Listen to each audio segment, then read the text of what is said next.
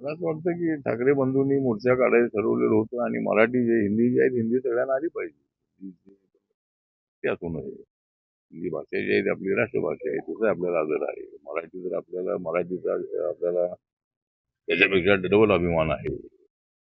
परंतु ती सक्तीची करणं ते योग्यता नव्हतं. ही म्हणजे पहिलीपासून त्या देशाची सक्ती करण्याची आवश्यकता नव्हती. पुढे 5वीच्या नंतर वगैरे काही एखादा विषय त्यामध्ये हिंदीसाठी ठेवला.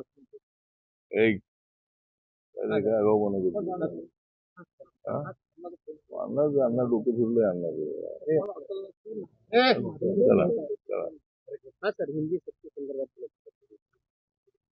तर आता हिंदीच्या संबंधामध्ये माझं मत हेच आहे की हिंदी सक्तीची करण्याची आवश्यकता नव्हती. जी भाषा जी आहे त्याचा आम्हाला अभिमान आहे, ती आमची राष्ट्रभाषा आहे.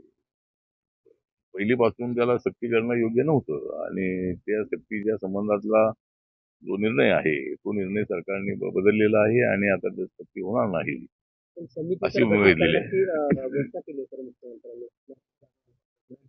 समिती रिपोर्ट देईल पण तोपर्यंत सरकारने हा निर्णय रद्द केलेला आहे. त्यामुळे ठाकरे बंधूंनी आता मोर्चा काढण्याची आवश्यकता नाही आहे वाटतं.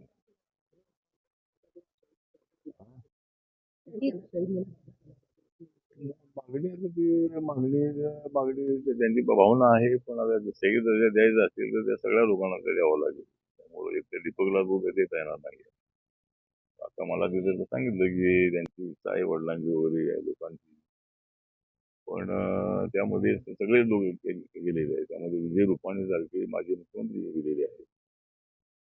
तेही दर्जा द्यायचा असेल तर सर्वांना द्यावा लागेल, ते त्याला देता येणार नाही.